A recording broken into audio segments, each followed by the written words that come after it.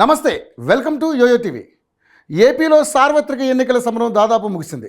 ఈ వార్త రాసే సమయానికి ఇంకా కొన్ని చోట్ల మాత్రమే పోలింగ్ జరుగుతోంది.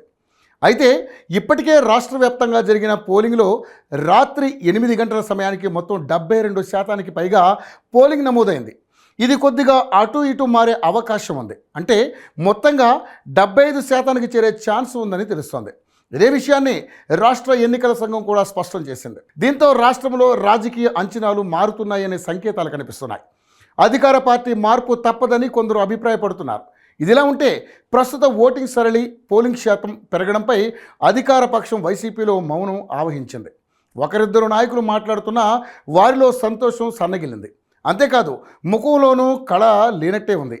సజ్జల రామకృష్ణారెడ్డి, విజయసాయిరెడ్డి, పేర్ని నాని వంటి వారు మీడియాతో మాట్లాడినా పెద్దగా ఉత్సాహం అయితే కనిపించలేదు.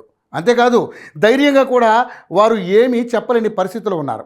మరోవైపు ప్రస్తుతం ఉన్న అంచనాల ప్రకారం 2019లో 79% పోలింగ్ నమోదైంది. ఇది అప్పటి ప్రతిపక్షానికి కలిసి వచ్చింది. దీంతో వైసీపీలో మరింత డీలా కనిపించింది. ఎందుకంటే 70% మించి పోలింగ్ నమోదైతే అది ప్రతిపక్షానికి కలిసి వస్తుందనే లెక్కలు వస్తుండడమే.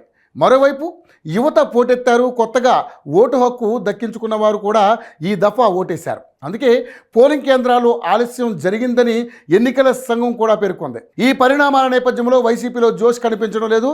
ఇదిలా ఉంటే మరోవైపు ప్రధాన ప్రతిపక్ష కూటమి పార్టీ టీడీపీలో మాత్రం జోష్ కనిపిస్తోంది. చంద్రబాబు, నారా లోకేష్లు విజయంపై ధీమా వ్యక్తం చేస్తూ ఓటర్లకు అప్పుడే శుభాకాంక్షలు, అభినందనలు కూడా తెలిపారు. ఇక కూటమిలో మరో పార్టీ జనసేన అధినేత పవన్ కళ్యాణ్ కూడా అదే వ్యాఖ్య చేశారు. ఓటింగ్ శాతం పెరుగుతుండడం సంతోషమని, ఇది కూటమి విజయానికి ప్రజలు ఇస్తున్న ఆశీర్వాదమని ఆయన పేర్కొన్నారు. సో మొత్తంగా ఏపీలో అధికార పార్టీ డీలా పడ్డం, విపక్షంలో జోష్ కనిపించడం ఇప్పుడు చర్చకు దారితీసింది. అయితే వాస్తవ ఫలితం కోసం 21 రోజులు అంటే జూన్ 4వ తేదీ వరకు వెయిట్ చేయక తప్పదు.